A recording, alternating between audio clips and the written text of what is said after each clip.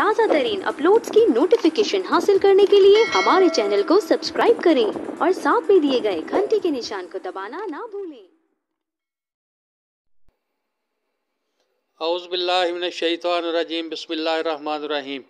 नाज़रीन, आज हम आपकी खिदमत में हज़रत इमाम जाफ़र सादक अलैहिस्सलाम के फ़रमान की रोशनी में एक ऐसी वीडियो लेकर हाज़िर हुए हैं जिससे इस हकीकत से पर्दा उठाएंगे कि उल्लू वीरान जगह पर क्यों रहता है।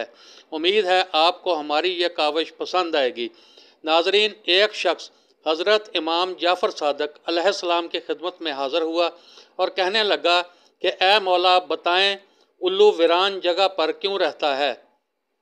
बस यही कहना था कि हज़रत इमाम जाफ़र सादक अलैहिस्सलाम ने फरमाया कि यह हमेशा वीरान जगह पर नहीं रहता था।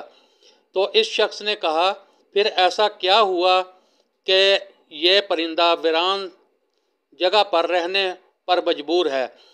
हज़रत इमाम जाफ़र सादक अलैहिस्सलाम ने फरमाया कि जब उल्लू को पता चला कि मेरे जद मौला हुसैन अलैहिस्सलाम करबला में रुके हैं तो उन्होंने फ़ौरन 10 मुहर्रम को रात के वक़्त करबला पहुंचा और कहने लगा, ए नवासा रसूल, हमारे लिए क्या हुक्म है।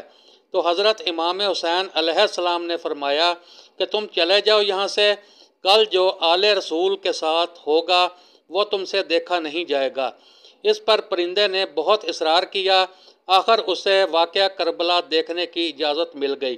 तो फिर जब उस परिंदे ने शहज़ादा अली असगर के गले पर तीर देखा, मौला हुसैन के कटते हुए सर को देखा और सब की लाशों को पामाल होते हुए देखा, आले रसूल के बेटियों के ख़याम जलते हुए देखे, तो इस परिंदे को दिल में नफ़रत पैदा हो गई इंसानों के लिए।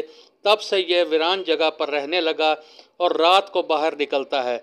उम्मीद है आपको हमारी ये मालूमाती और सबक अमेज़ वीडियो पसंद आई होगी। मेहरबानी फरमाकर हमारे चैनल को सब्सक्राइब करें और चैनल के साथ लगे हुए बेल आइकन को भी दबाएं ताकि हमारी हर आने वाली वीडियो का नोटिफिकेशन सबसे पहले आपको मिल सके। शुक्रिया।